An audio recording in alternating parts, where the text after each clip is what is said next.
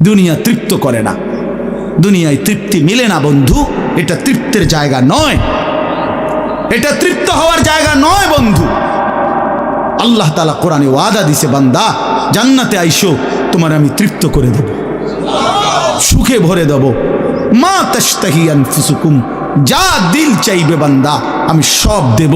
তোমার চাওয়া শেষ হইলে ওয়ালাদাইনা মাজিদ, আমার কাছে আরো অগণিত আছে কোটি কোটি নিয়ামত, যেগুলো তুমি নামও জানো না, চেনেও না বান্দা, তুমি চাও নাই, আমি আল্লাহ নিজের থেকে আরো কোটি কোটি দেব। তুমি আইসো বান্দা, তুমি জান্নাতে আসো, তুমি সবর করো, অপেক্ষা করো। আল্লাহ আমাকেও বুঝার তৌফিক দান করেন, সবাইকে বুঝার তৌফিক দান করেন। আপনাদের এই মাহফিল আমি শুরু থেকেই বললাম কষ্টের আয়োজন। কষ্ট করে ভাবেন, নিজের ফিকির করেন, নিজের ভালো নিজের কল্যাণ ভাবতে শিখেন। আমি যে আয়াতগুলো পড়ছি এবার তর্জমা শুনেন, তাইলে আমার কথা শেষ। আয়াতগুলো মূল বক্তব্য হইল আল্লাহ তাআলা বলছেন এই পৃথিবী একদিন শেষ হবে, হাসরের মাঠ কায়েম হবে, মানুষগুলোর দুইটা অবস্থা হবে, কিছু আমার প্রিয় বান্দা হবে, কিছু নাফরমান বান্দা হবে। আল্লাহ তাআলা এই কথাটা খুব গুরুত্ব দিয়া কোরআনে বুঝাইছে, বান্দা এই রং রসের এই সৌন্দর্যময় পৃথিবী তোমার কাছে যত লোভনীয়ই মনে হোক, আকর্ষণীয় মনে হোক, তবে এটা নিশ্চিত যে তুমিও থাকবা না, দুনিয়াও থাকবে না। এই কথাটা মনে রাখো বান্দা, এটা যদি মনে রাখতে পারো তো জিন্দেগি সুন্দর হবে, জীবন সুন্দর হবে। এই জন্য কোরআনুল কারীমে আল্লাহ তাআলা খুব এই কথাটা বুঝাইতে চাইছে, বান্দা এই এত সুন্দর পৃথিবী দেখে তুমি যতই বিমোহিত হও, মুগ্ধ হও, তো মনে রাখো এটা থাকবে না, আমি একদিন ভেঙে ফেলব। ইদাস সামাউন ফাতারাত, আসমান ভেঙে চুরচুর হবে। বা ইদাল কাওয়াকিবুন তাসারাত, তারকারাজি খসে খসে পড়বে, পাহাড়গুলো উঠতে থাকবে তুলার মতো। ও তাকুনুল জিবালু কাল ইহনিল মানফুস, অবুসাতিল জিবালু বাসসা, পাহাড়গুলো তুলার মতো উঠতে থাকবে, সাগর নদীর পানিগুলো টকবক করে উতরাইতে থাকবে। মা তার কোলের বাচ্চাকে ছুঁড়ে ফেলে দিবে, গর্ভবতী নারীর বাচ্চা নিজে নিজে বের হয়ে যাবে, সব মানুষ পাগলের মতো মাতালের মতো হয়ে যাবে। ইসরাফিল ফু দিবে, জমিনের মধ্যে ভূমিকম্প শুরু হবে, বিকট শব্দে আওয়াজ হবে। আল কারিআতু মাল কারিআ। আল্লাহ তাআলা এই কথাগুলো বহুভাবে বহু আয়াতে বুঝাইতে চাইছেন, বুঝাইয়া বলছেন, বান্দা একদিন তুমিও শেষ হবা, আমার এই সৃষ্টি জগৎ শেষ হবে, হাসরের মাঠ কায়েম হবে। তো এখানেও আল্লাহ তাআলা বলছেন, কাল্লা ইদা দুক্কাতিল আরদু দাক্কান দাক্কা, সাবধান বান্দা, মনে রেখো এই জমিন একদিন চূর্ণ বিচূর্ণ হয়ে যাবে। কি হবে বলেন না? ওইখানে একটা কথা আছে, লম্বা কথা, অতুহিব্বুনাল মালা হুব্বান জাম্মা। আল্লাহ তাআলা বলেন, বান্দা দুনিয়ার মাল আর সম্পদের ভালোবাসাটাকেই তোমরা খুব গভীরভাবে দিলের মধ্যে বসায় লাইলা।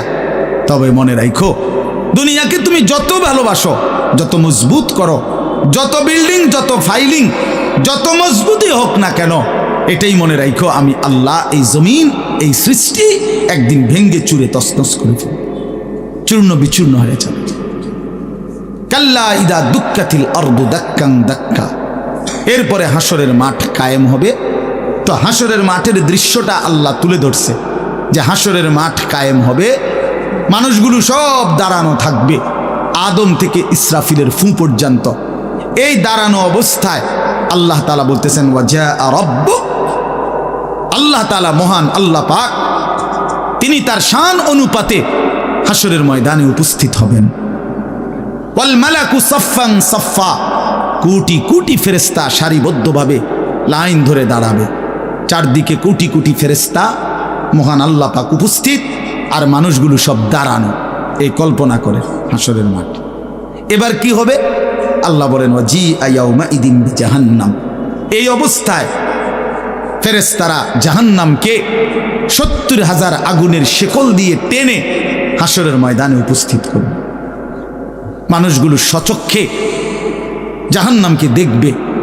জাহান্নাম একটা বিকট তারা আগুনের গর্জন, তীব্র আগুনের যখন একটা গর্জন উঠবে, আল্লাহর কসম নবী বলছে, পুরা হাসরবাসী তখন চিৎকার দিয়া বলবে, ইয়া রব্বি নাফসি নাফসি, আয় মাওলা আমাকে বাঁচান, আমাকে বাঁচান।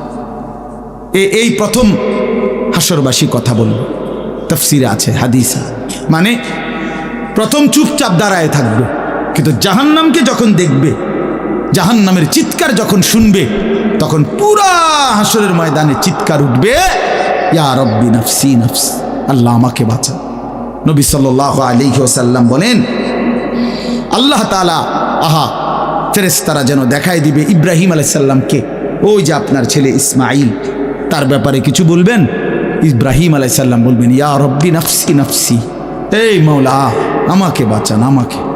ওর বিষয়টাও দেখো। ইয়াকুব আলাইহিস সালাম, ওনার ছেলে ইউসুফ আলাইহিস সালাম, এটা সেই ছেলে 40টা বছর দুনিয়াতে, যার জন্য উনি কাঁদছিলেন।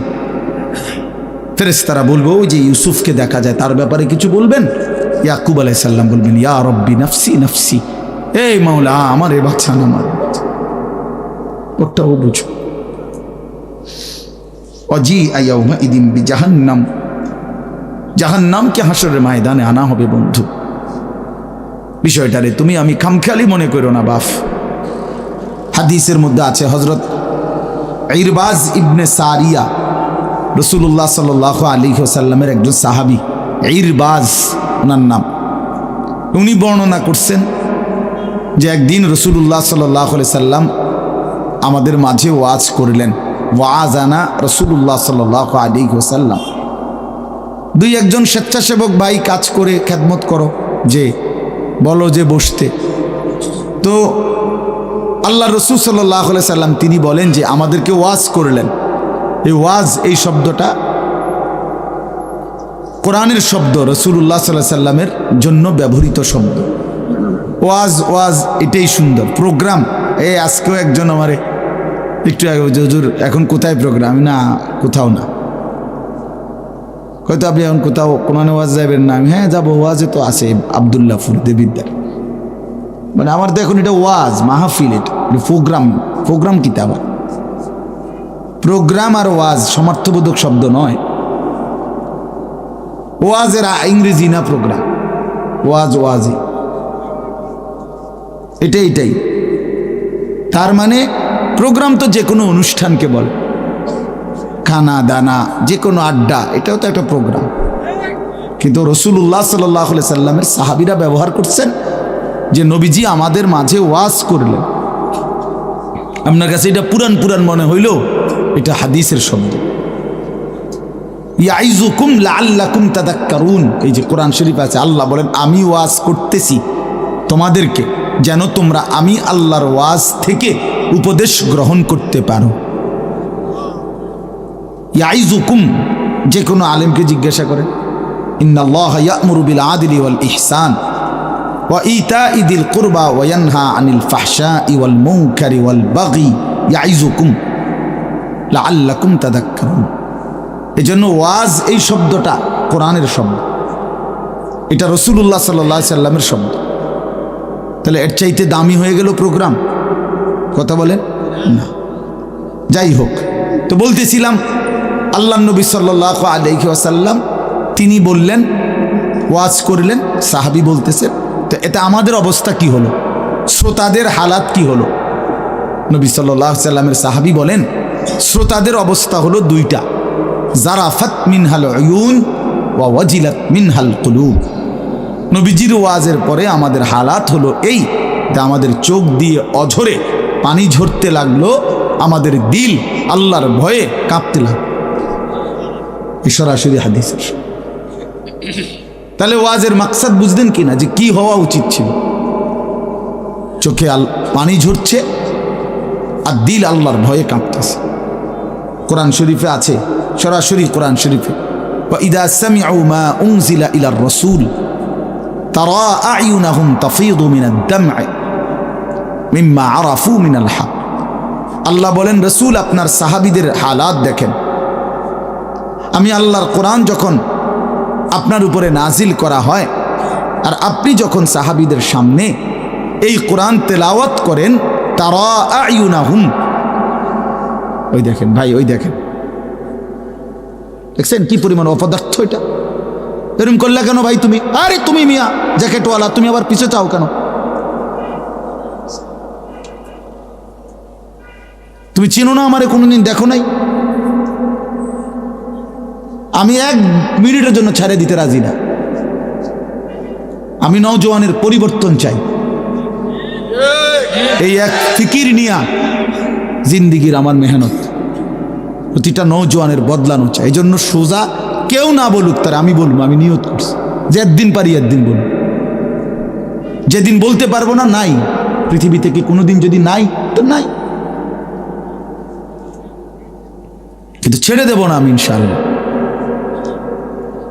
লক্ষ লক্ষ মুসলমানের কিশোর তরুণ যুবক একরকম এটা ভাবছে, এরা ছেলেরা যে এদের কোনো অভিভাবক নাই, আপন মা বলার সাহস পায় না, আপন বাবা বলার সাহস পায় না, এলাকার কেউ কিছু বলার সাহস পায় না। তোমরা ছেলেরা মিয়া যা মন চায় তাই করতেছো নিজের খেয়াল খুশি মতো। আরে ভাইয়া, এভাবে নিয়ন্ত্রণহীন, অভিভাবকহীন, কারো তত্ত্বাবধানবিহীন জীবন জন্তু জানোয়ারের জীবন বেটা। আমি বললাম বেটা, যার মাথার উপরে কোনো ছায়া নাই, যার কোনো অভিভাবক নাই, যারে আগলাইয়া রাখে না কেউ, যারে শুধরাইয়া দেয় না কেউ, আল্লাহর কসম ওই জীবন জানোয়ারের জীবন বেটা, জন্তু জানোয়ারের জীবন। তোমার মনে যা চাই তাই করবা, এটাকে আল্লাহ কোরআনে বলছে এই লোকটার পরিচয় হলো সে জানোয়ার, যার জীবনের কোনো নিয়ন্ত্রণ নেই। রাতের বাজে 3টা ঘুমায় না, সকাল বাজে 9টা ওঠে না। দেখিতা তো পাগল না ছাগল না, এটা পতনেরও টাইম নাই, উড়নেরও কি নাই। এটা কোনো জীবন হলো বলো না? এটা জানোয়ারের জীবন না? সারা রাত, রাতের 3টা বাজে মোবাইলে উলঙ্গ ছবি দেখতেছে। আস্তাগফিরুল্লাহ, আস্তাগফিরুল্লাহ। স্বাভাবিকভাবে জি বলো ভাই, রসিকতা করো না, তামাশা করো না, বিকট আওয়াজে যেই বলারও দরকার নেই, স্বাভাবিক শুনতে থাকো ভাইয়া। এই জন্য আমি বললাম ভাই রাগ হইও না, আল্লাহ তোমারও বরকত দান করেন। কিন্তু আমার বলার উদ্দেশ্য হলো আমাদের পরিবর্তন দরকার, সংশোধন দরকার, আমাদের জিন্দিগি সাজানো দরকার।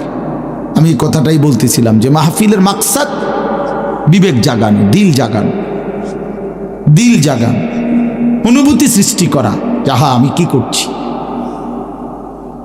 আমি কি করছি, আসলে আমার কি করা উচিত ছিল। তাইলে কোরআনুল কারীমের মধ্যে আল্লাহ তাআলা বলছেন, আল্লাহর কথা শুনলে সাহাবীদের চোখ দিয়ে তারা আয়ুনাহুম তাফিদু মিনাদ দাম'i, নবী আপনি দেখবেন আপনার সবগুলো সাহাবীর চোখ থেকে অঝরে পানি ঝরছে, কাঁদতেছে। আল্লাহর কোরআন শুনলে সাহাবীরা কাঁদতেন। কোরআন শরীফে একটা সূরা আছে 29 পারা, সূরা দাহার, কোরআন শরীফের 75 নম্বর সূরা, 76 নম্বর সূরা। এই সূরাটা ছোট্ট একটা সূরা। এই সূরার মধ্যে জান্নাতের অসাধারণ বর্ণনা আছে। যেদিন এই সূরাটা নাজিল হয়েছে, নবীজি উপস্থিত সাহাবী যারা ছিল সামনে, তখন জিব্রাইল মাত্র নাজিল করছে, নবী সাল্লাল্লাহু আলাইহি সাল্লাম সাহাবীদের সামনে শুনাইছে এটা, এই সূরাটা। এই সূরার মধ্যে জান্নাতের খুব সুন্দর বর্ণনা আছে, সূরা দাহার। তো এই সূরার এই জান্নাতের বর্ণনা শুইনা এইখানে বসা একজন সাহাবী, কালো, রজুলুন আসওয়াদ তাফসিরে আছে, উনি ছিলেন একদম কালো রঙের সাহাবী, সহজ সরল সাহাবী। এইখানে বসেই একটা চিৎকার দিছে জান্নাতের আকাঙ্ক্ষায়, ওইখানে ইন্তেকাল করছে। আল্লাহ নবী সাল্লাল্লাহু আলাইহি সাল্লাম বলছেন, লাকাদ আখরাজা নাফসা সাহিবিকুম আশ-শাওকু ইলাল জান্নাহ, তোমাদের সাথী জান্নাতের শৌক আগ্রহে জীবন দিয়ে দিল। দেখো, जान दिए दिलो जान, निकल जाए दम तेरे कदमों के नीचे, यही दिल की हसरत, यही दिल की आरज़ू है।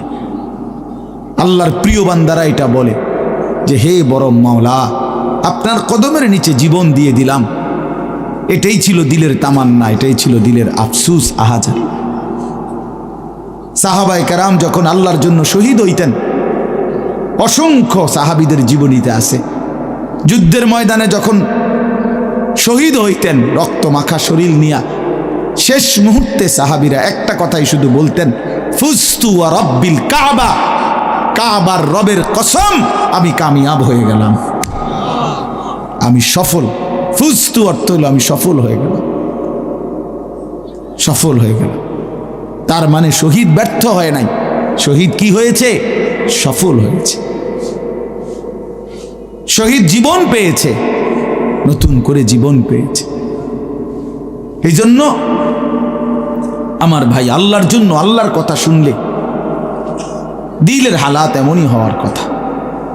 হাদিসের মধ্যে আছে হযরত আব্দুল্লাহ ইবনে মাসউদ রাদিয়াল্লাহু তাআলা আনহু, তিনি বলছেন যে একদিন নবীজি আমাকে বলছেন কোরআন শরীফ তেলাওয়াত করে শুনাইতে, নবীজিকে শুনাইতে। হযরত আব্দুল্লাহ ইবনে মাসউদ রাদিয়াল্লাহু তাআলা আনহু বলেন, আমি সূরা নিসা, এই সূরার প্রথম 40টি আয়াত একটানা নবীজিকে মাথা নোয়ায়া আদবের সাথে নবীজিকে শুনাইতেছিলাম। 40টা আয়াত পর্যন্ত যখন তেলাওয়াত করলাম, হযরত আব্দুল্লাহ ইবনে মাসউদ বলেন, নবী সাল্লাল্লাহু আলাইহি সাল্লাম তখন বলেন, হাসবুকাল আন, এখন থামো।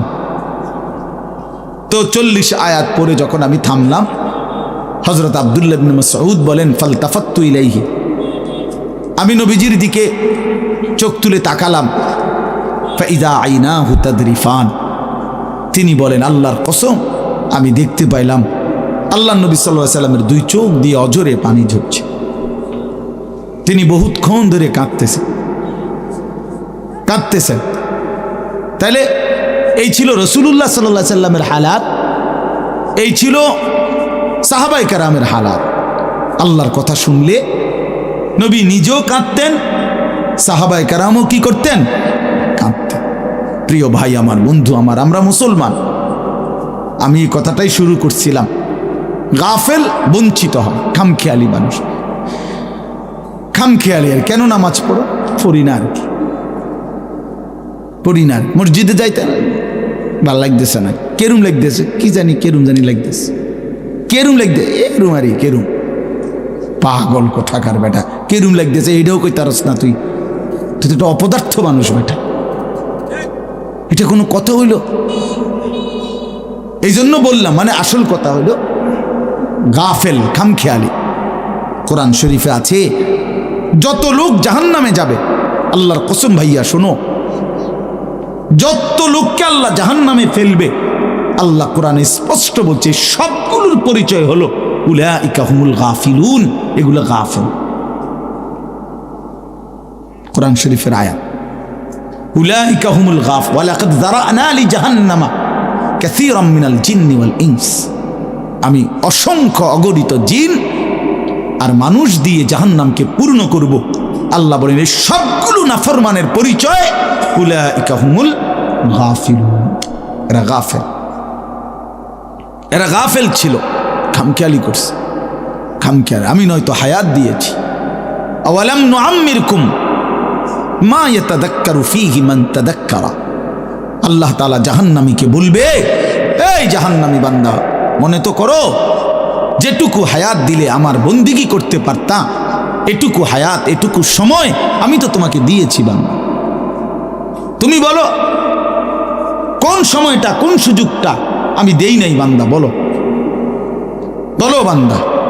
1টা বাজে জোহরের আজান হইছে, 3:45 বাজে আসরের আজান হইছে, 3.5 ঘন্টা তো 12 রাকাত বা 10 রাকাত জোহরের নামাজ পড়তে কি 3.5 ঘন্টা লাগে? বলেন বলেন। তাইলে যুবক কেন নামাজ পড়লা না? তুমি কি হায়াত পাও নাই? তুমি কি সুযোগ পাও নাই? 4 রাকাত ফজরের নামাজ পড়তে কি 1 ঘন্টা সময় লাগে? তো আল্লাহ তাআলা কি সময় দেয় নাই? আল্লাহ কি হায়াত দিল না? কেন না ফরমানি করলেন? বন্ধু আমার, আল্লাহ বলবেন এই কথা, আওয়ালাম নুআম্মিরকুম, বলো বান্দা আমি কি তোমাকে হায়াত দেইনি? আমি কি তোমাকে সময় দেই নাই? কোরআন শরীফে আছে আল্লাহ বলছেন এটা, কোরআন শরীফে আছে আল্লাহ বলছেন জাহান্নামী চিৎকার করবে আর বলবে, আল্লাহ একটু সময় দেন, একটু বিরতি দেন, 1টা মিনিট কদ্দুর আমারে জিরাইতে দেন, আমি পারতেছি না মালিক, আগুনে। এই মালিক মালিক আমার শরীরটা জইলা পুরা ছাই হয়ে গেছে, আমি আর পারছি না মাওলা, আমার একটু বিরতি দেন, 10টা মিনিট কদ্দুর বিরতি দেন, এই আগুন আমি সইতে পারছি না।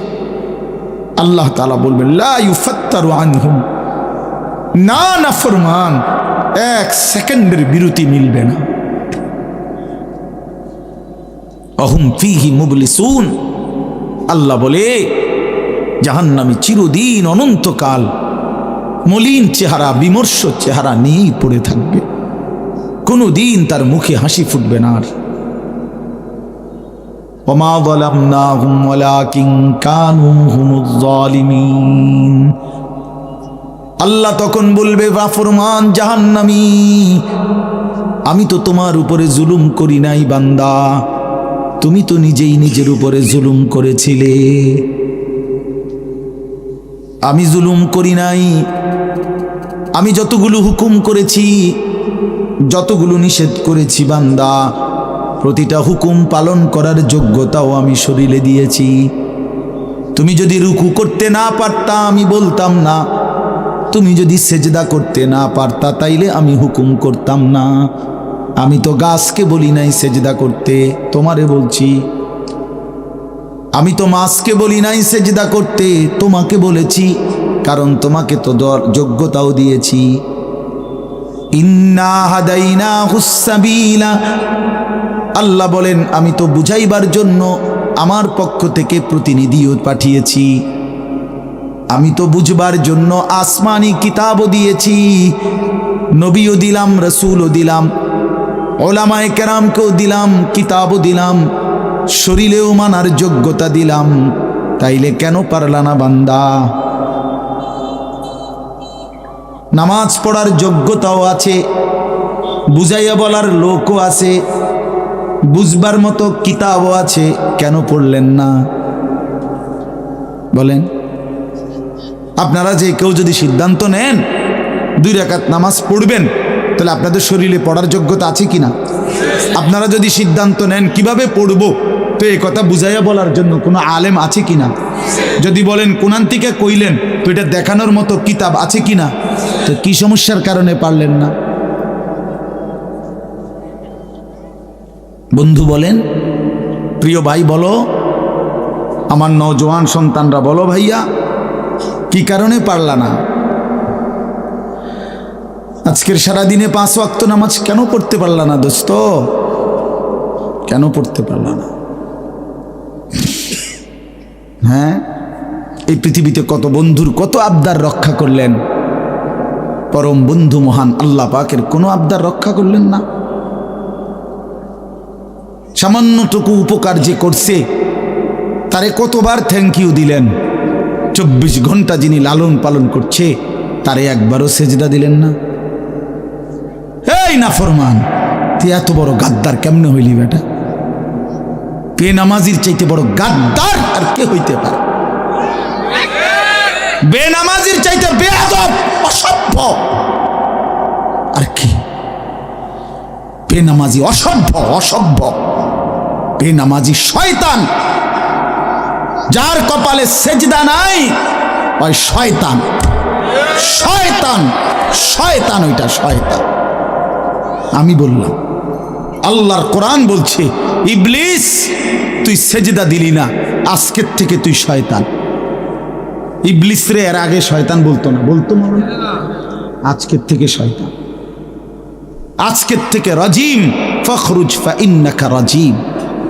আল্লাহ বলছে বের হ বেঈমান, কেন সেজদা দিলি না? ফাইন্নাকা রাজিম, আজকের থেকে ইবলিস তুই অভিশপ্ত। এজন্য বেনামাজি অভিশপ্ত, বেনামাজি শয়তান। ওয়া ইন্না আলাইকাল লানাতা ইলা ইয়াউমিদ্দিন। আল্লাহ বলছে ইবলিস তুই আমারে সেজদা দিলি না, তো মনে রাখিস আজকের থেকে নিয়ে ইসরাফিলের ফু পর্যন্ত, কিয়ামত পর্যন্ত তোর উপরে আমি আল্লাহর লানত। এটাই তো তর্জমা নাকি? কিয়ামত পর্যন্ত তুই নাম বেঈমানের উপরে আমি আল্লাহর লানত। এই জন্য বেনামাজি মনে রাখো, এই যুবক তোমরা যারা নামাজ পড়ো না, তোর উপরে আল্লাহর লানত। আল্লাহর লানত, তোর খোদার গজব তোর উপরে, মনে রাখিস। বলে না আমি ভাত খাই, ভাত, হ্যাঁ ভাত জন্তু জানোয়ারও খায়। আমি তো ঘুম যাই, ঘুম কুত্তাও যায়,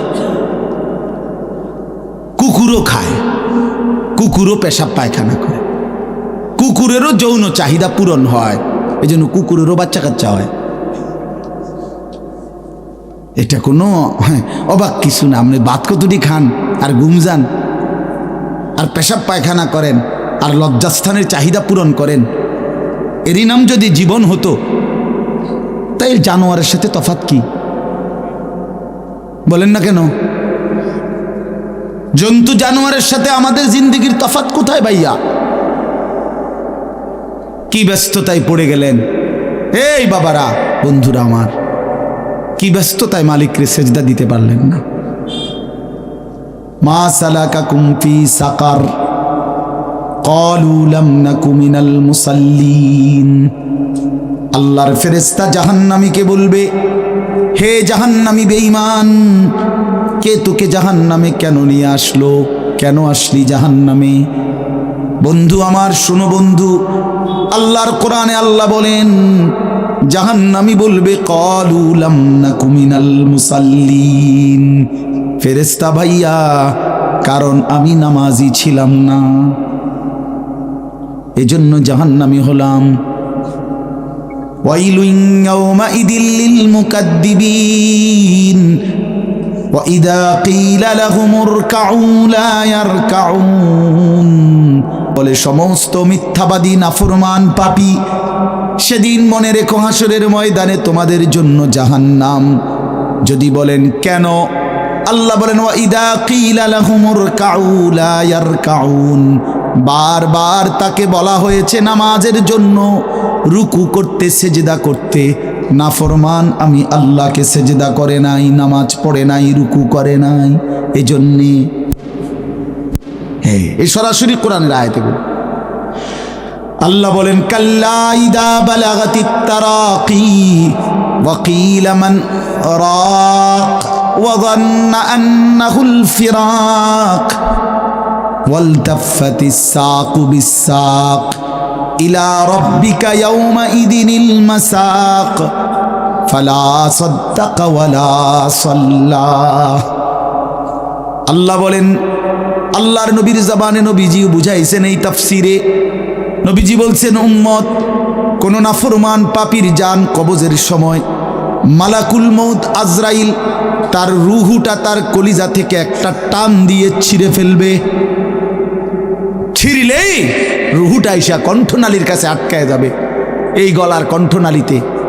কাল্লা ইদা বালাগাতিত তারাকি, কণ্ঠনালীতে যখন নাফরমানের রুহু আটকায় যাবে, তো আজরাইল ধৈরা টাইনা ছিঁড়া টুকরা টুকরা করে এরপরে এই রুহুটাকে ছিঁড়া ভিড়া বাইর করে। তো কোরআনে আল্লাহ বলছে কেন এমন এমন নির্মম মৃত্যু হলো কেন? তার কলজা ছিঁড়া ফেললো, আজরাইল তার রুহুটা ছিন্ন ভিন্ন করে দিল, এমন করলো কেন? আল্লাহ বলেন কারণ দুইটা, ফালা সাদ্দাকা ওয়ালা সাল্লা, এই নাফরমান আমি আল্লাহরে বিশ্বাস করে নাই এবং নামাজ আদায় করে নাই। কি আদায় করে নাই? ভাত খাও, হ্যাঁ ভাতে তো দুগা খাও নাকি তা? হ্যাঁ, মোবাইল টিপো আর মানুষের বেডি দেখো, দেখো ভাইয়া দেখো। কুলু ওয়া তামাত্তাউ কালিলান ইন্নাকুম মুজরিমুন। আল্লাহ বলে নাফরমান অল্প সময়ের দুনিয়া খাও, ভোগ করো, শুধু মনে রেখো তুমি নাফরমান। এখন ভাত খাও, পরে ফিডা হইব।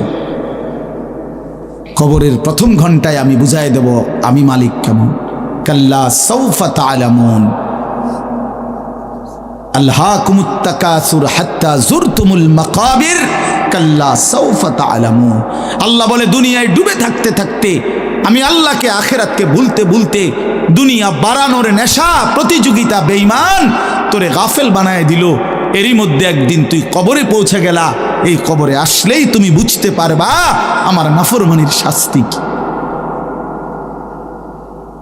আল্লাহ রাসূল সাল্লাল্লাহু আলাইহি ওয়াসাল্লাম বলছেন কবর নাফরমানকে একটা চাপ দিবে, একটি চাপে ডান পাশের মাটি বাম দিকে, বাম দিকের মাটি ডান পাশে, এভাবে আইসা আটকায় যাবে। হাত্তা তাখতালিফা আদলাউহু, নবীজি বলেন ডান পাশের হাড্ডি পাঁজর ভাঙ্গা বাম পাশের গুলো ডান পাশে এইভাবে আঙ্গুল যেভাবে ঢোকে এইভাবে হাড্ডি একটার ভিতরে ঢুকে যাবে। কি মনে করছো দোস্ত, আমার বন্ধু, আমার এটা নিশ্চিত আল্লাহর কথা মিথ্যা হয় না। ১৫০০ বছরে এ কোরআনের প্রতি অক্ষর নিয়া আপনজন দুশ্মন, ইমানদার নাফরমান বেঈমান, হিন্দু বৌদ্ধ ইহুদি খ্রিস্টান নাস্তিক মুরতাদ বুদ্ধিজীবী গবেষক পণ্ডিত দার্শনিক বিজ্ঞানী সবাই কাফের বেঈমানরাও যুগে যুগে এই কোরআনের প্রতিটা অক্ষর নিয়ে পরীক্ষা করছে, পর্যালোচনা করছে, বিশ্লেষণ করছে, কিন্তু একটি নোক্তা অক্ষর ভুল, মিথ্যা, অসত্য, অযৌক্তিক, অবাস্তব, অপ্রাসঙ্গিক আজকের এই মিনিটে প্রমাণ করতে পারে না। যদি সন্দিহান হইতো তত প্রমাণ হয়ে যাইতো যে এই সমস্ত তথ্য উপাত্তের আলোকে প্রমাণিত হলো কোরআনের এই আয়াতটি ভুল। সেটা কোনটা? এমন হইছে? কথা বলে না কেন? বলো জেনারেল শিক্ষিত ছেলেরা, তোমরা বলো ভাইয়া, পদার্থবিজ্ঞান জীববিজ্ঞানের কোন তথ্যের আলোকে কোরআনের কোন তথ্য ভুল? রসায়ন বিজ্ঞান উদ্ভিদ বিজ্ঞান সহ যাবতীয় বিজ্ঞানের কোন সূত্র মতে কোরআনের কোন শব্দ ভুল হয়েছে, কোন তথ্য ভুল হয়েছে? হয়েছে বাবা। তো তাইলে কবর ভুল হবে কেন? আখেরাত ভুল হবে কেন? জান্নাত ভুল হবে কেন? হাসরের মাঠ ভুল হবে কেন? ইসরাফিলের ফু মিথ্যা হবে কেন? এই পৃথিবী যে ধ্বংস হবে এই কথা মিথ্যা হবে কেন? মিথ্যা হবে কেন? যদি মিথ্যা হতোই তো আল্লাহ তাআলার দুনিয়াবি কথাগুলো তো ভুল হইতো, সেগুলো তো ভুল হয় না। নবী সাল্লাল্লাহু আলাইহি সাল্লামের 1450 বছরে আমাদের নবী সাল্লাল্লাহু আলাইহি সাল্লামকে নিয়ে শুধু মুসলমানরাই গবেষণা করে নাকি? কাফের বেঈমান আমাদের চাইতে বেশি করে, আমাদের চাইতে বেশি গবেষণা করে নবীজিকে নিয়ে, কিন্তু আপনজন দুশ্মন সবার গবেষণায় মুহাম্মদ আরবি সাল্লাল্লাহু আলাইহি সাল্লাম তিনিই সর্বশ্রেষ্ঠ। বন্ধু পরীক্ষা করলেও তিনি শ্রেষ্ঠ, দুশ্মন পরীক্ষা করলেও তিনি শ্রেষ্ঠ। বাহ! হ্যাঁ, তিনি সবার পরীক্ষায়। রাসূলুল্লাহ সাল্লাল্লাহু আলাইহি সাল্লামের প্রতিটা আচরণ, উচ্চারণ, চলাফেরা, কথাবার্তা, কাপড়, লেবাস, পোশাক, হাঁটা চলা, খানা, খাদ্য, পেশাব, পায়খানা, আহার, নিদ্রা, 24 ঘন্টার প্রতিটা নড়াচড়া পৃথিবীর সর্বোচ্চ শ্রেষ্ঠ মডেল, সবচেয়ে সুন্দর, সবচেয়ে সুন্দর। তিনি হাসলেও সুন্দর, তিনি কাঁদলেও সুন্দর, তিনি হাঁটলেও সুন্দর, তিনি বসলেও সুন্দর। এজন্য প্রিয় ভাই আমার, বন্ধু আমার, বেনামাজি হইও না বাপ।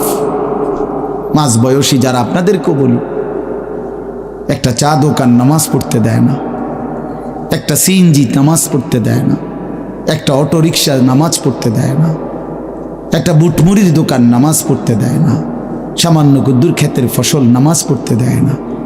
12,000, 14,000, 20,000 টাকার একটা চাকরি, এটা আপনাকে এক ওয়াক্ত নামাজ পড়তে দেয় না। হায় হায় বদনসিব! কয় টাকার বিনিময়ে আল্লাহকে ভুলে গেলেন? 20,000 টাকার বিনিময়ে। একটা দোকানে কয় হাজার টাকা বেতন হলো, এই 30,000, 40,000 টাকার বেচা কিনার বিনিময়ে আল্লাহকে ছেড়ে দিলেন। যুবক ভাই, তোমরা এই 12, 14, 20,000 টাকার একটা মোবাইলের কাছে আল্লাহকে ছেড়ে দিলা।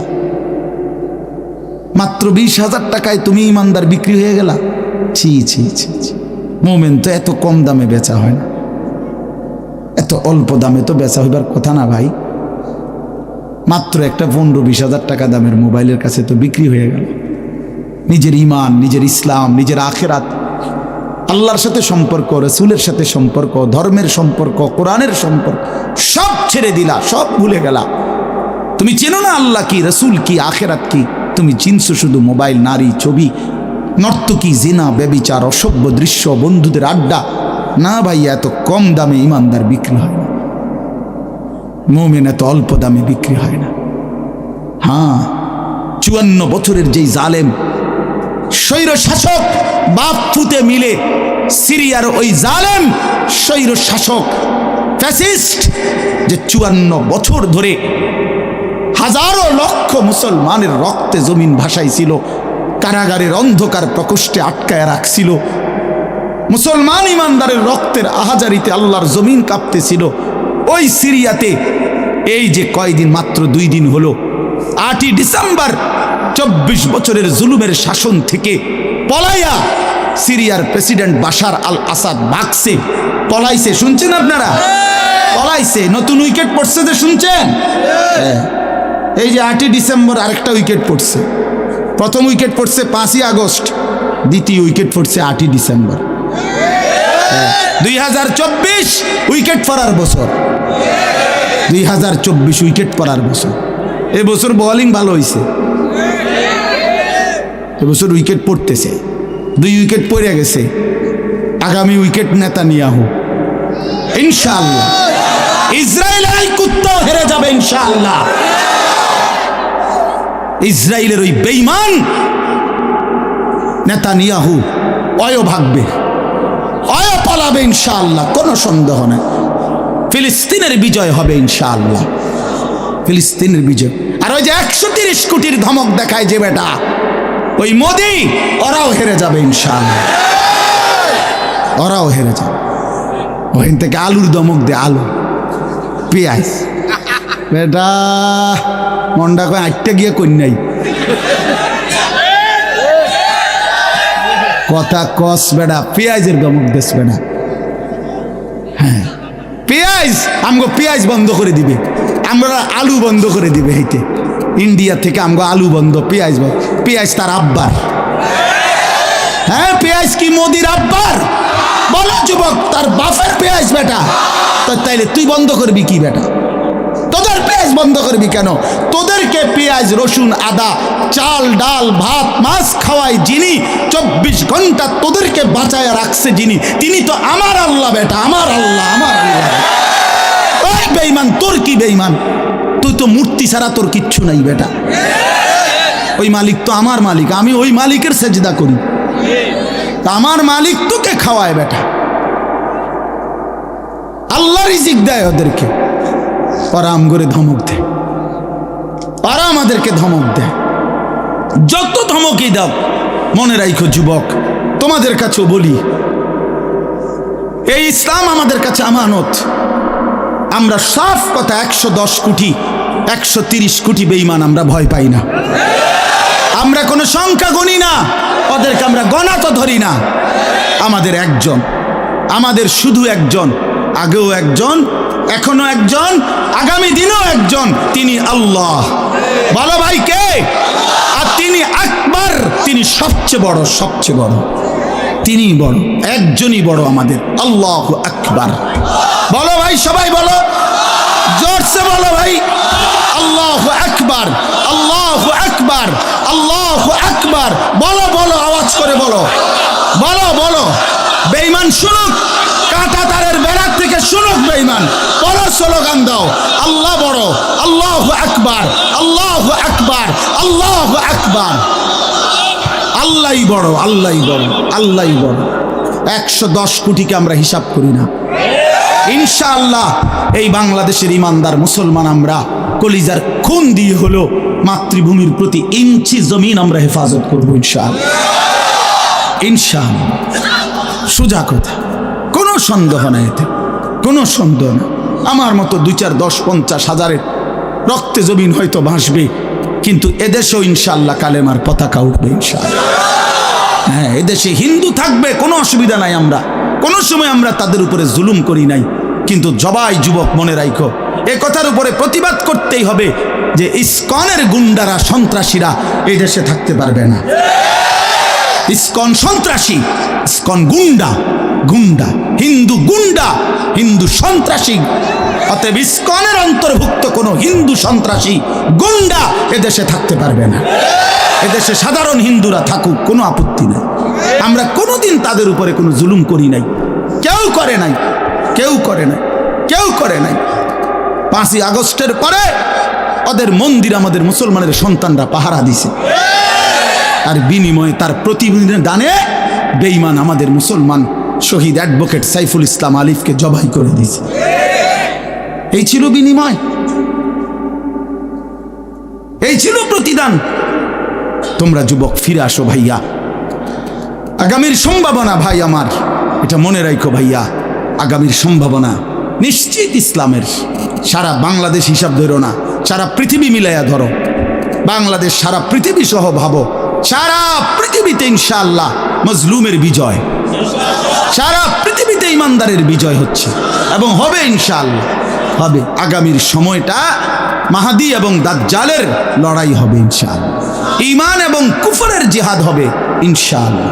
সেই জিহাদে, সেই যুদ্ধে ইসলামের জন্য জান বাজি রাখতে নওজোয়ান রেডি থাকতে হবে ইনশাআল্লাহ। আল্লাহ তাআলা প্রতিটা যুবককে কবুল করে নেন। মোবাইলের ওই আড্ডা, নারীর আড্ডা, জুয়ার আড্ডা বন্ধু, সুখ আসবে না। আমি অনুরোধ করলাম, কতজন নারী দরকার তোমার? সারা দিন রাত নাচ গান ছবি, এই উলঙ্গ দৃশ্য বন্ধু সুখ দেয় না। মদের আড্ডা, জুয়ার আড্ডায় সুখ হয় না, সুখ হয় না ভাই আমার। কোনো হারামখোর সুখে নাই। একটা সুদখোর, ঘুষখোর, বাটপার, এই ওজনে কম দেয়, ধোকাবাজি করে, প্রতারণা করে, হারাম রোজগার করে, একটা হারামখোর সুখে নাই। আমি চ্যালেঞ্জ করলাম, একটা সুদখোর, কিস্তিখোর, হারামখোর সুখে নাই। একটা নেশাখোর জুয়ারি সুখে নাই, সুখে নাই। বেপর্দা নারী একটাও সুখে নাই, একটাও না, একটাও না। রূপ যৌবনের ফেরিওয়ালা, রাস্তায় ফেরি করে যারা, নিজের যৌবনের, নিজের রূপের এই অসৎ নারী কোনোদিনও সুখ পায় না। সুখ, সুখ, সুখ, শান্তি, তৃপ্তি, দিলের স্বস্তি, অন্তরের প্রশান্তি আল্লাহর কসম আল্লাহকে মানার মধ্যে, সেজদার মধ্যে। হাদিসে আছে, আল্লাহ তাআলা বলছে, বান্দা তুমি যদি আমার বন্দেগীর জন্য সময় দাও, আমি ওয়াদা দিলাম, মালাতু সাদরাকা গিনান, আমি তোমার অন্তর ধনী বানিয়ে দেব, দিল খুশ করে দেব। হ্যাঁ হ্যাঁ, প্রয়োজনে থাইকো কুড়ে ঘরে, চাটাইয়ের মধ্যে থাইকো, তারপরও আমি আল্লাহ দিল খুশ করে দেব। এই জন্য গুনার মধ্যে তৃপ্তি নাই, আল্লাহর নাফরমানির মধ্যে তৃপ্তি নাই। সবাই ছেলেরা, ভাইয়া, অনেক ছেলে মাশাআল্লাহ, অনেক নওজোয়ান। প্রিয় ভাই, তুমি ফিরে আসো, তুমি নামাজ পড়ো, তুমি নামাজ পড়ো, তুমি আল্লাহকে রাজি করো। মোবাইলের আড্ডা, জুয়ার আড্ডা, নারীর আড্ডা ছেড়ে দাও। যে চাহিদা আল্লাহ দিছেন, আমি প্রতিদিন বলি ভাই, এই বলতে বলতে ক্লান্ত হয়ে গেছে। যে চাহিদা আল্লাহ দিছেন, সে চাহিদা পূরণের ব্যবস্থাও আল্লাহ রাখছেন। তৃষ্ণা যিনি দিছেন, পানি তিনিই দিছেন। যিনি ক্ষুধা, খাবারের চাহিদা দিয়েছেন, তিনি হালাল খাবারের ব্যবস্থাও রাখছেন। ঠিক লজ্জাস্থানের যে চাহিদা, এটা আল্লাহ তাআলাই দিয়েছেন, সেটা পূরণের জন্য হালাল স্ত্রী আল্লাহই ব্যবস্থা রাখছেন। তুমি ওয়েট করো, অপেক্ষা, কুত্তার মতো হইও না। সারাদিন বেডি, নারী, ছবি, না, এটা তো জানোয়ারের স্বভাব। মাথালুহু কামাথালিল কালব ইন তাহমিল আলাইহি ইয়ালহাস আও তাতরুকহু ইয়ালহাস। আল্লাহ বলছেন নাফরমান কুত্তার মতো। সরাসরি কোরআন শরীফের আয়াত। রাগ করার সিস্টেম, রাগ করে যাবেন কার লগে রাগ করবেন? হ্যাঁ, হুজুর এত বড় কথা না, হুজুর এত বড় কথা কইছে না, আল্লাহ বলছে, সহ্য হয়নি আপনার? কার লগে রাগ করবেন আপনি? আল্লাহ বলছে ফামাসালুহু কামাসালিল কালব, নাফরমান কুত্তার মতো। কালব অর্থ কি? কুকুর। ইন তাহমিল আলাইহি ইয়ালহাস আও তাতরুকহু ইয়ালহাস, মানে কি? আল্লাহ বলছে তার উপরে যদি বোঝা চাপায় দেয়, তাইলেও সে জিহ্বা বাইর করে দেয়, আর যদি বোঝা সরায় নেয়, তারপরও জিহ্বা বাইর করে দেয়। লুভিয়ে থাকে, জিহ্বা বাইর করে থাকে। তার মানে তার তামাম দুনিয়া দিল, সে আরো দুনিয়া চায়, আবার না দিল এ আফসুসে করে। তো তৃপ্তি হলো কই? তৃপ্তি হলো কই? দুনিয়া তৃপ্ত করে না, দুনিয়ায় তৃপ্তি মিলে না বন্ধু। এটা তৃপ্তের জায়গা নয়, এটা তৃপ্ত হওয়ার জায়গা নয় বন্ধু। আল্লাহ তাআলা কোরআনে ওয়াদা দিছে, বান্দা জান্নাতে আইসো, তোমার আমি তৃপ্ত করে দেব, সুখে ভরে দেব। মা তাশতাহি আনফুসুকুম, যা দিল চাইবে বান্দা আমি সব দেব। তোমার চাওয়া শেষ হইলে ওয়ালাদাইনা মাজিদ, আমার কাছে আরো অগণিত আছে কোটি কোটি নিয়ামত, যেগুলো তুমি নামও জানো না, চিনো না বান্দা। তুমি চাও নাই, আমি আল্লাহ নিজের থেকে আরো কোটি কোটি দেব। তুমি আইসো বান্দা, তুমি জান্নাতে আসো, তুমি সবর করো, অপেক্ষা করো। আল্লাহ আমাকেও বুঝার তৌফিক দান করেন, সবাইকে বুঝার তৌফিক দান করেন। আপনাদের এই মাহফিল আমি শুরু থেকেই বললাম কষ্টের আয়োজন, কষ্ট করে ভাবেন, নিজের ফিকির করেন, নিজের ভালো নিজের কল্যাণ ভাবতে শিখেন। আমি যে আয়াতগুলো পড়ছি এবার তর্জমা শুনেন, তাইলে আমার কথা শেষ। আয়াতগুলো মূল বক্তব্য হইল আল্লাহ তাআলা বলছেন এই পৃথিবী একদিন শেষ হবে, হাসরের মাঠ কায়েম হবে, মানুষগুলোর দুইটা অবস্থা হবে, কিছু আমার প্রিয় বান্দা হবে, কিছু নাফরমান বান্দা হবে। আল্লাহ তাআলা এই কথাটা খুব গুরুত্ব দিয়া কোরআনে বুঝাইছে, বান্দা এই রং রসের এই সৌন্দর্যময় পৃথিবী তোমার কাছে যত লোভনীয়ই মনে হোক, আকর্ষণীয় মনে হোক, তবে এটা নিশ্চিত যে তুমিও থাকবা না, দুনিয়াও থাকবে না। এই কথাটা মনে রাখো বান্দা, এটা যদি মনে রাখতে পারো তো জিন্দেগি সুন্দর হবে, জীবন সুন্দর হবে। এই জন্য কোরআনুল কারীমে আল্লাহ তাআলা খুব এই কথাটা বুঝাইতে চাইছে, বান্দা এই এত সুন্দর পৃথিবী দেখে তুমি যতই বিমোহিত হও, মুগ্ধ হও, তো মনে রাখো এটা থাকবে না, আমি একদিন ভেঙে ফেলব। ইজাস সামাউন ফাতারাত, আসমান ভেঙে চুরচুর হবে। বা ইদাল কাওয়াকিবুন তাসারাত, তারকারাজি খসে খসে পড়বে, পাহাড়গুলো উঠতে থাকবে তুলার মতো। ও তাকুনুল জিবালু কাল ইহনিল মানফুস ওয়া বুসাতিল জিবালু বাসসা, পাহাড়গুলো তুলার মতো উঠতে থাকবে, সাগর নদীর পানিগুলো টকবক করে উতরাইতে থাকবে। মা তার কোলের বাচ্চাকে ছুঁড়ে ফেলে দিবে, গর্ভবতী নারীর বাচ্চা নিজে নিজে বের হয়ে যাবে, সব মানুষ পাগলের মতো মাতালের মতো হয়ে যাবে। ইসরাফিল ফুঁ দিবে, জমিনের মধ্যে ভূমিকম্প শুরু হবে, বিকট শব্দে আওয়াজ হবে। আল কারিআতু মাল কারিআ, আল্লাহ তাআলা এই কথাগুলো বহুভাবে বহু আয়াতে বুঝাইতে চাইছেন, বুঝাইয়া বলছেন, বান্দা একদিন তুমিও শেষ হবা, আমার এই সৃষ্টি জগৎ শেষ হবে, হাসরের মাঠ কায়েম হবে। তো এখানেও আল্লাহ তাআলা বলছেন, কাল্লা ইদা দুক্কাতিল আরদু দাক্কান দাক্কা, সাবধান বান্দা, মনে রেখো এই জমিন একদিন চূর্ণ বিচূর্ণ হয়ে যাবে। কি হবে বলেন না? ওইখানে একটা কথা আছে, লম্বা কথা, তুহিব্বুনাল মালা হুব্বান জাম্মা। আল্লাহ তাআলা বলেন, বান্দা দুনিয়ার মাল আর সম্পদের ভালোবাসাটাকেই তোমরা খুব গভীরভাবে দিলের মধ্যে বসায় লাইলা। তবে মনে রাখো, দুনিয়াকে তুমি যত ভালোবাসো, যত মজবুত করো, যত বিল্ডিং, যত ফাইলিং, যত মজবুতই হোক না কেন, এটাই মনে রাখো আমি আল্লাহ এই জমিন, এই সৃষ্টি একদিন ভেঙ্গে চুরে তছনছ করে ফেলব, চূর্ণ বিচূর্ণ হয়ে যাবে। কাল্লা ইদা দুক্কাতিল আরদু দাক্কান দাক্কা, এরপরে হাসরের মাঠ কায়েম হবে।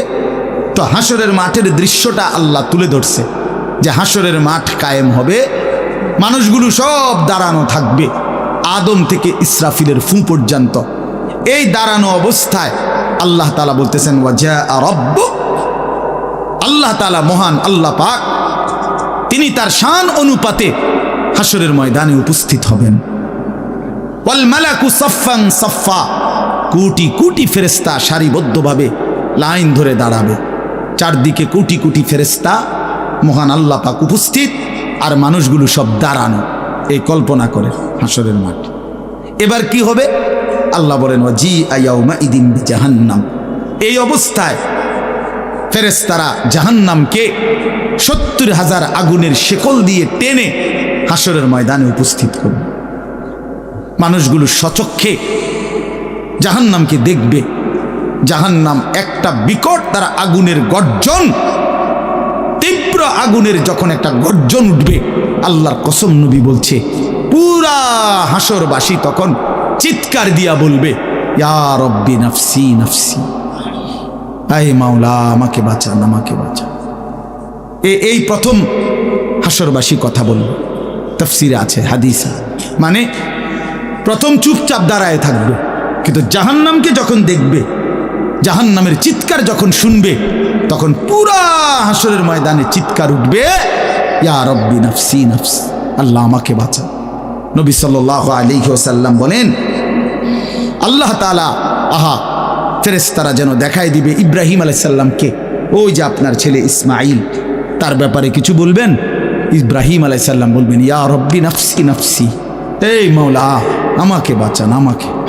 ওর বিষয়টাও দেখো। ইয়াকুব আলাইহিস সালাম, ওনার ছেলে ইউসুফ আলাইহিস সালাম, এটা সেই ছেলে 40টা বছর দুনিয়াতে যার জন্য উনি কাঁদছিলেন। ফেরেশতারা বলবো ওই যে ইউসুফকে দেখা যায় তার ব্যাপারে কিছু বলবেন? ইয়াকুব আলাইহিস সালাম বলবেন ইয়া রব্বি নাফসি নাফসি, এই মাওলা আমার এ বাচ্চা না, আমার ওটাও বুঝো। অজি আয়াউমা ইদিন বি জাহান্নাম, জাহান্নামকে হাসরের ময়দানে আনা হবে বন্ধু। বিষয়টারে তুমি আমি খামখেয়ালি মনে করো না বাপ, এতগুলো কোরআনের আয়াত মিথ্যা হইতে পারে না। ১৬ লক্ষ নবী রাসূল, আদম থেকে নবী সাল্লাল্লাহু আলাইহি সাল্লাম সমস্ত আম্বিয়া কেরাম চিল্লায়া উম্মতের দুয়ারে দুয়ারে গিয়ে আখিরাতের কথা বলছে, কবরের হাসরে। এগুলো ভুল হবে কেন, মিথ্যা হবে কেন ভাইয়া? প্রতিদিন যে মানুষগুলো কবরে যায়, তুমি কি দেখো না ভাই এই মানুষের মৃত্যু, লাশ, কবর তোমারে কিছুই মনে করায় না? জলজ্জান্ত যে মানুষটা তোমার আমার চোখের সামনে হাঁটতো, চলতো, ফিরতো, খাইতো, ঘুমাইতো, দোকান করতো, বাজার করতো, কত কথা বলতো, আজ এত মানুষ জানাজায় উপস্থিত, কতজন কত কথা বলতেছে, কিন্তু খাটিয়ার ওই লাশ সে তো আর কথা বলেন,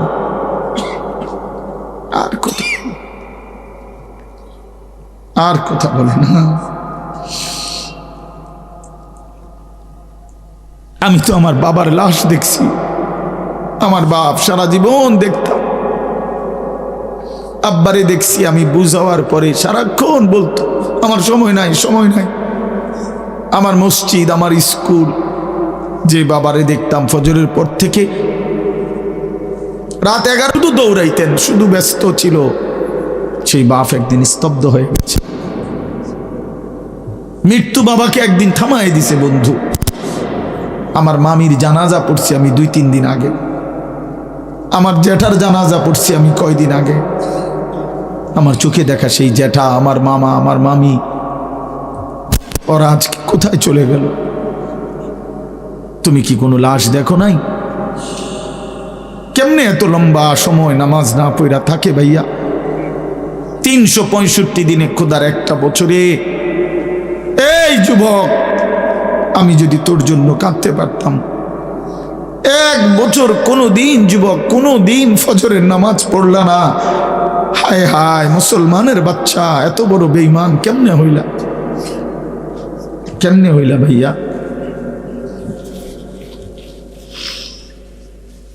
এ কেমন জিন্দিগি ভাই? কোনো দিন নামাজ পড়বা না?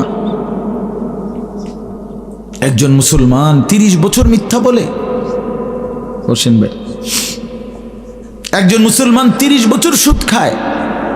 ওফো, এটা কেমন ভাইয়া?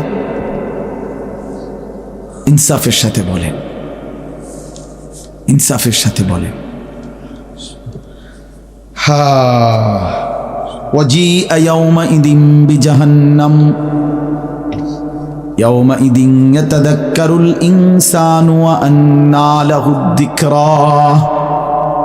রব্বুল আলামিন বলেন, নাফরমান জাহান্নামের দিকে তাকিয়ে তার পুরা জিন্দেগীর সব কথা মনে পড়বে। ওয়া আন্না লাহুদ যিকরা, কিন্তু আল্লাহ বলেন বান্দা মনে পড়ে বলো না কি লাভ হবে? বুঝে তো আসবে বান্দা, মনে তো পড়বে সব, কিন্তু লাভ কি হবে বলো? কি লাভ হবে? ইয়াকুলু ইয়া লাইতানি কদ্দামতু লিহায়াতি, নাফরমান তখন বলবে হায় আফসোস, ইয়া লাইতানি, হায় আমার আফসোস, মন্দ কপাল, আমি যদি দুনিয়ার হায়াতে থাকতে আজকের এই আখিরাতের জন্য কিছু পাঠাইতাম। সময় তো ছিল, সুযোগ তো ছিল, হায়াত তো আমার মাওলা দিছিল, রাত দিন তো দিয়েছিল, সুস্থতাও দিয়েছে, জীবন দিয়েছে, যৌবন দিয়েছে, আল্লাহ তো আমারে সব দিছিল, আমি কি করলাম? ইয়া লাইতানি লাম উশরিক বিরাব্বি আহাদা, আল্লাহ বলে, নাফরমান বলবে হায় আফসোস যদি আল্লাহর সাথে শরীক না করতাম। ইয়া লাইতানি কুনতু তুরাবা, নাফরমান বলবে হায় আফসোস আজ যদি মাটি হয়ে যেতাম, আজ যদি মাটি হয়ে যেতাম। ইয়া লাইতানি ইত্তাখাযতু মা'আর রাসূল সাবিলা, নাফরমান বলবে হায় আফসোস যদি রাসূলের পথ ধরতাম। ইয়া লাইতানি লাম আত্তাখিজ ফুলানান খলিলা, হায় আফসোস যদি অসৎ লোককে বন্ধু না বানাইতাম,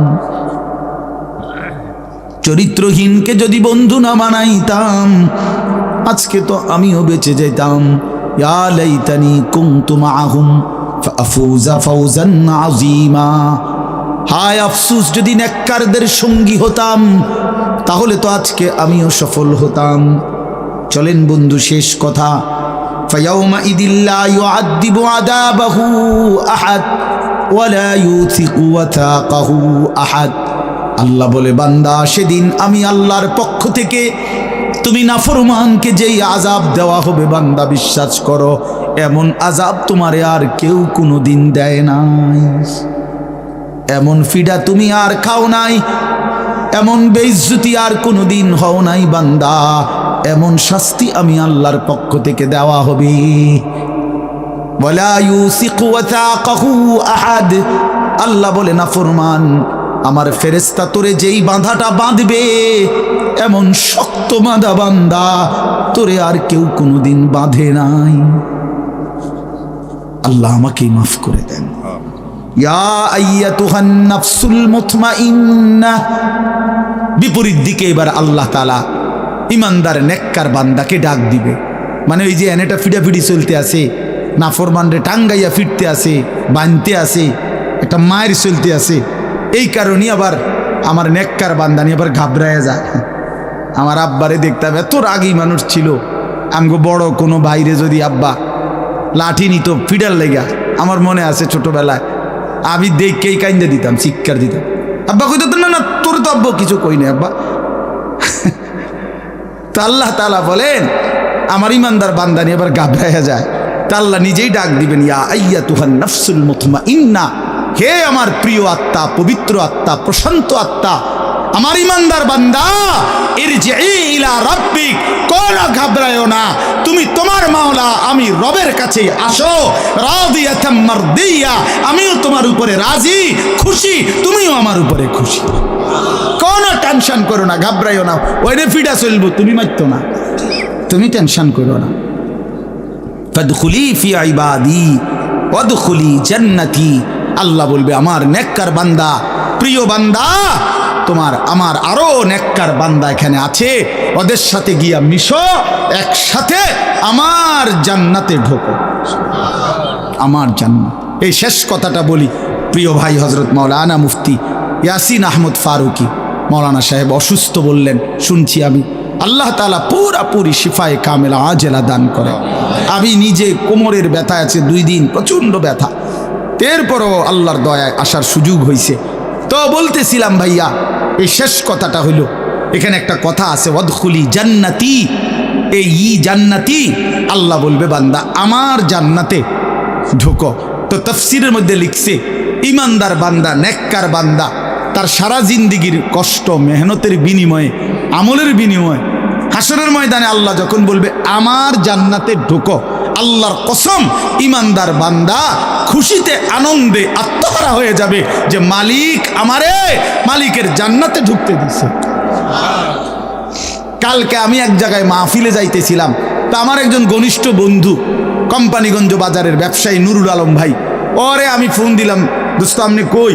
কয় আমি তো যাওয়ার জন্য রেডি হয়েছি। আমি বলছি না না, আপনি আমার গাড়িতে যাবেন, আপনি আমার গাড়িতে যাবেন। তো এই কথা বলাতে সে খুশিতে আনন্দে, আর বলেন কি হুজুর আমার আপনার গাড়িতে নেবেন? আমি হ্যাঁ আমার গাড়িতে আপনি যাই, এই কথা বলাতেই খুশি হয়ে গেছে সে। তো রব্বুল আলামিন যখন বলবে বান্দা তুমি জান্নাতি, আমার জান্নাতে ঢোকো, বান্দা বলবে মালিক আমি সব পাইয়া লাইছি, আমি সব পাইয়া লাইছি। এই জন্য ইনশাআল্লাহ কেউ না উঠি, ছেলেরা ভাইয়া তোমরা উঠো না বাপ, দয়া করে সবাই মেহেরবানি করে আমাদের প্রিয় ভাই হযরত মাওলানা মুফতি ইয়াসিন আহমদ ফারুকি দামাত বারাকাতুহুমুল আলিয়া, তার জবান থেকে নসিহত শুনে দোয়া করে এরপরে আমরা যাওয়ার চেষ্টা করো। আল্লাহ তাআলা সবাইকে ভালো করেন, প্রত্যেকেই নামাজের ফিকির করি, 5 ওয়াক্ত নামাজ পড়লে ইনশাআল্লাহ জিন্দেগি সুন্দর হবে। মোবাইলের আসক্ত যুবক ছেড়ে দাও, নারীর আসক্তি ছেড়ে দাও, যেটুকু প্রয়োজন মোবাইল ওটুকু প্রয়োজনীয় হালাল কাজে ব্যবহার করো, কোনো মানা নাই বন্ধু।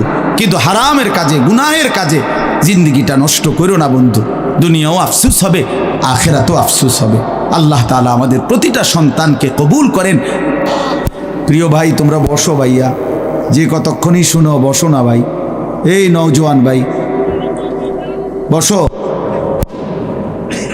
চাই আর এসে এমনি ব্যাটকায় কারে কয় বুঝেও না।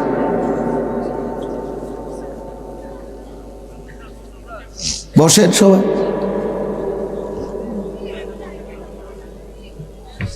আল্লাহর কথা বসে শুনতে হয়, আল্লাহর কথা জুতা খুলে শুনতে হয়, আল্লাহর কথা আদবের সাথে শুনতে হয়, আল্লাহর কথা সর্বোচ্চ মনোযোগ দিয়ে শুনতে হয়, তাইলে জিন্দিগি বদলায়। কোনো গাফেল আল্লাহর কোরআন থেকে লাভবান হইতে পারে না। গাফেল বঞ্চিত হয়, মানে যে খামখেয়ালি। এজন্য প্রিয় ভাই, এটা জরুরি বিষয়। একজনও বুট খাইও না, বুটও খাইবা আল্লাহর কথাও শুনবা, ফায়দা হবে না ভাই। বাদামও খাইবা আল্লাহর কথাও শুনবা, কোনো ফায়দা হবে না, নিজের ভিতরে কোনো অনুভূতি জাগবে না। প্রতিটা ওয়াজের মাকসাদ কিন্তু দিল জাগানো, দিল জাগানো, নিজের ভেতরটাকে, ঘুমন্ত বিবেকটাকে জাগিয়ে তোলা। এটাই মূল একটা মাকসাদ, অন্যতম মাকসাদ। প্রতিটা আয়োজনের পিছনে অনেক কষ্ট আছে। এই মাহফিল, এই প্যান্ডেল, এই স্টেজ, পোস্টার, হ্যান্ডবিল, ওলামায়ে কেরামকে দাওয়াত দেওয়া, যথোপযুক্তভাবে এদেরকে নিয়ে আসা, ঠিকমতো গুছগাছ করা, অনেক কাজ। আগামী শনিবার 14 তারিখ আমার মাদ্রাসায় বার্ষিক মাহফিল। তো আজকে প্রায় 14-15 দিন ধরে মাদ্রাসার বড় ছাত্ররা, ওস্তাদরা সারা দিন রাত কাজ করতেছে, সারা দিন, এখনো কোনো শেষ হয়নি। আজকে বুধবার শেষ, কালকে বৃহস্পতি, শুক্র, শনিবারে মাহফিল। তো বাস্তবতা হলো আসলে অনেক কাজ, অনেক কিছুই করতে হয় একটা মাহফিলের জন্য। তো এই সবটা আয়োজন ভাইয়া 10 টাকা, 5 টাকা, কারো কাছ থেকে 100 টাকা, এরকম কষ্ট করেই একটা মাহফিলের ফান্ড একসাথ করা হয়। কেউ তো আর একসাথে দিয়ে দিছে না বলে যে যাও আমি সব দিয়ে দিলাম। তাইলে এই সবটা কষ্টের আয়োজন বুঝি এই 10 টাকার বুটের জন্য শেষ হয়ে যাবে, এটা কথা হলো। 30 টাকার চটপটি, 20 টাকার বাদাম, এইটুকু খাইতে খাইতে সময়টা আমরা শেষ করে দিলাম। এটা ভাইয়া ইনসাফ হইতে পারে না। এতটা কষ্টের আয়োজনের মধ্যে এই সামান্য বুট, বাদাম, চটপটি, বেলুন, ফটকা, এতটুকু দিয়ে এত কষ্টের ইন্তজাম নষ্ট করে দেওয়া, এটা জুলুম ছাড়া আর কিছু না, অন্যায়। এটা অন্যায়।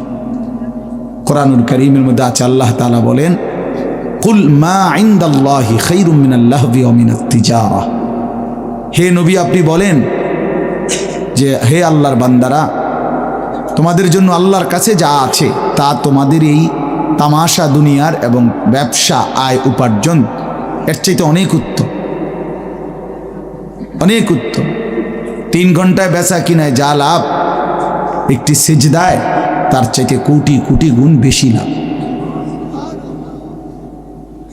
তোমার সারাদিনের বেচা কেনায় যা মুনাফা, আল্লাহকে একবার ডাকার মধ্যে তার চাইতে কোটি গুণ বেশি মুনাফা। এই জন্য এটা বহুত কথা বলো না। এই ভাই, 2টা চাটাই বিছাইতে গেলে এতগুলো কথা বলো কেন?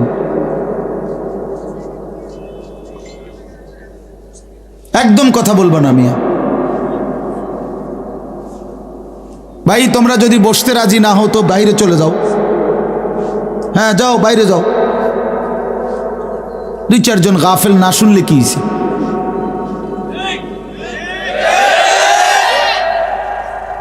ভিতরে বসতে হবে, সাফ কথা।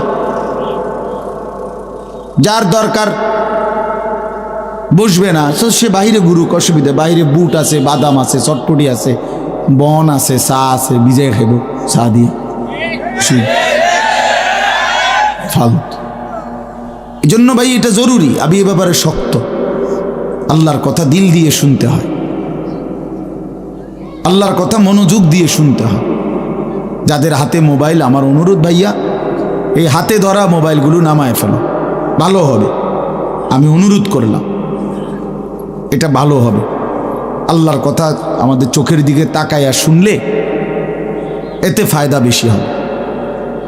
এই মোবাইল ধরে রাখলে জেহান ইন্তেশার হয়, মানে দিল বিক্ষিপ্ত হয়, অন্তরের মধ্যে থাকে যে মোবাইলে উঠতেছে কিনা, তো মনোযোগটা থাকে মোবাইলের দিকে। মোবাইলে তো উঠছে কিন্তু আমার নিজের জন্য কিছু হলো না, তো কি ফায়দা হলো ভাই? মোবাইলে ওয়াজের কোনো অভাব নেই। আমাদের এক এক বক্তার ওয়াজ হাজার হাজার, সব বক্তাদের ওয়াজে আছে, মোবাইল আছে না, অজস্র অগণিত। পৃথিবীতে একটা শুই পড়লেও ওগুলো মোবাইলে উঠায় ফেলে। তো কাজেই এটা কোনো আশ্চর্য কিছু না। 1 কোটি ওয়াজও যদি কারো মোবাইলে থাকে, এটা আখেরাতের মুক্তির জন্য, পরকালের জন্য ন্যূনতম কোনো ফায়দা আনবে না। দেখার বিষয় হলো নিজের মধ্যে কি আমি কিছু নিলাম কিনা। তা আমি এই জন্য বললাম যে মাকসাদ নিজের ভিতরে বিবেক জাগানো, দিল জাগানো। এটাই যদি না হয় তো মানুষ জমছে ঠিক আছে, বক্তাও আসছে, মাহফিলও হইছে, কিন্তু সবাই সবার মতো যার যার মতোই আসছে আর গেছে, তাইলে কোনো লাভ হলো না। যা এই জন্যই হলো কতগুলো টাকাই খরচ হলো।